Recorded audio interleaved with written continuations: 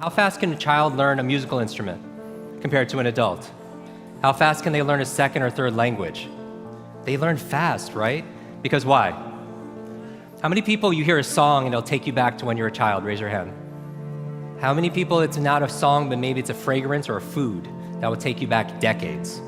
Because information combined with emotion became a long-term memory, right? Because we're not logical, we're what? We don't do things logically all the time. We do things what? Emotionally, right? Because we're not logical, we're biological. Everyone wants to write this down. All learning is state dependent. That the emotional state that you feel when you're learning something gets anchored to the learning. Does that make sense? By the way, what was the state that you felt back in school? Bored, and the other half of the class is like confused, right? Now, on a scale of 0 to 10, what's boredom? 0. Anything times 0 becomes what? 0, and that's why a lot of people don't remember what they learned. It's the emotional state. Does that make sense? We said that children are the fastest learners, right? That they have this curiosity and they play all the time. Now, it's been shown in science, the research, by playing more actually creates neurogenesis and neuroplasticity. Like Einstein didn't have a bigger brain than anyone here, but in certain areas of his brain, he had highly connectedness. He did these thought experiments where he would put himself in these brainwave states, specifically theta state. That's the state that you're in when you shower. That's the theta state. That's a relaxed state of creativity. You're inspired. You come up with new ideas. New things come out of you, right? And so he had more connections in certain areas. And so you could promote that by playing more. We live in an age where it's not your muscle power, it's more your mind power. The faster you can learn, certainly the faster you can earn, but not just financially, in all the areas of your life. I remember recently, I got to introduce two of my modern day superheroes. It was Stan Lee. And we're going to dinner. I remember asking Stan, I was like, I have to know, you've created all these incredible superheroes. Who's your favorite? And he looks at me without a blink, he's like, Iron Man. And then he's like, Jim, who's your favorite superhero? I was like, Spider-Man. And without a pause, he says, with great power comes... The opposite is also true. With great responsibility comes great power.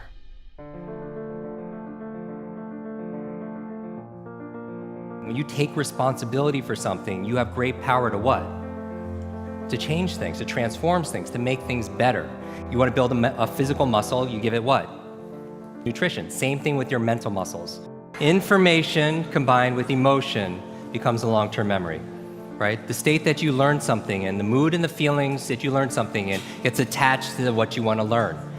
I'm going to give you 6 keys to learn anything faster. You can write these down. I want you to remember, be fast. Be fast. 6 keys to learn any subject or skill faster. So the B in be fast stands for believe. Because if you believe you can or believe you can't, either way, what? Either way, you're right. All behavior is belief-driven. How many people here talking about memory? Because memory, forgetting is a state. A lot of people say, oh, I have a bad memory, right? They always think, I have memory, or I have focus, or I don't have focus, or I have creativity, I don't have creativity. I want you to scrap that. Creativity is not something you have, it's something you do. Memory is not something you have, it's something you do. There's no such thing as a good or bad memory. There's just a trained memory and an untrained memory. Your brain is like a supercomputer, and your self-talk is a program it will run. So if you tell yourself you're not good at remembering names, you will not remember the name of the next person you meet because you programmed your supercomputer not to. Your mind is always eavesdropping on your self-talk. And so the challenge here is this: too much information, too little time. The amount of information is doubling at dizzying speed, but how we learn it, how we remember it, has that changed at all? Your brain cycles through different brain waves. Beta is when you're most awake, delta is when you're asleep, theta is right above delta. That's the state of creativity we talked about. Like, in between theta and beta, when you're most awake, is a state called alpha. Right? It's a state you go in when you meditate, states you go into when you do deep breathing, state you're also in when you watch television. The alpha state is a great state to learn in, though. So how do you keep your brain active? So smart devices could be extremely convenient. I'll give you a third villain: digital dementia. This is the idea that we're outsourcing our brains to our smart devices. We're so reliant on our smartphones that our smartphones are making us stupid. It's convenient. I don't want to memorize 500 phone numbers, but we've lost the ability to memorize one. There is no learning without remembering. So B is believe. Believe you can, believe you can. Now the E, I'm gonna go through these really fast, is exercise. Exercise. And what I mean by this is I mean physical exercise. Because your brain, the primary function of your brain is to control your movement.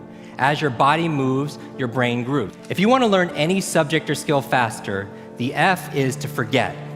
Forget. A lot of people don't learn faster because they feel like they know it already, right? So you want to forget about anything else than what you're learning here, temporarily. The A in fast stands for active. You take notes, you ask questions, you participate in it. The S in fast stands for state, that all learning is state dependent. All learning is state dependent. I never want to learn in a bored state, right? Most people, like when they read, they're in a bored state. People wonder why they don't remember what they read. So control your state. Finally, the T in fast and B fast stands for teach. You learn with the intention of teaching it to somebody else. If you had to teach this to somebody when you got back home, your team, your family, your friends, would you learn it differently, right? So you learn with the intention of teaching to somebody else. Because when you teach something, you get to learn it twice. Let me close with this. When I got home, there was a package waiting for me. I opened up. I don't know if you could put this slide on, please. I opened it up and there's this photograph. There's a photograph of me and the entire cast of X-Men. And even better than Halle Berry and Jennifer Lawrence and everything that's on there was the note from the chairman. It said this: Jim, thank you so much for sharing your superpowers with all of us. I know you've been looking for your superhero school since you were a kid. Here's your class photo. So my question for you is this: if you could go back to that child inside of you, that younger self, and right now tell them something that they need to hear, what would that be? And if you were to go in the future, 1 year, 2 years, 5 years, 10 years ahead in the future, I believe you have wisdom inside of you. I believe you have greatness inside of you. If you were to project 10 years ahead of time and look back on this day right now, what does your current self need to hear from your future self? I have a quote that I get quoted on more than anything else. It talks about an egg and stress, that your egg is like your life, that if an egg is broken by an outside force, life ends. But if it's broken by an inside force, life begins. And all great things begin on the inside. Thank you very much.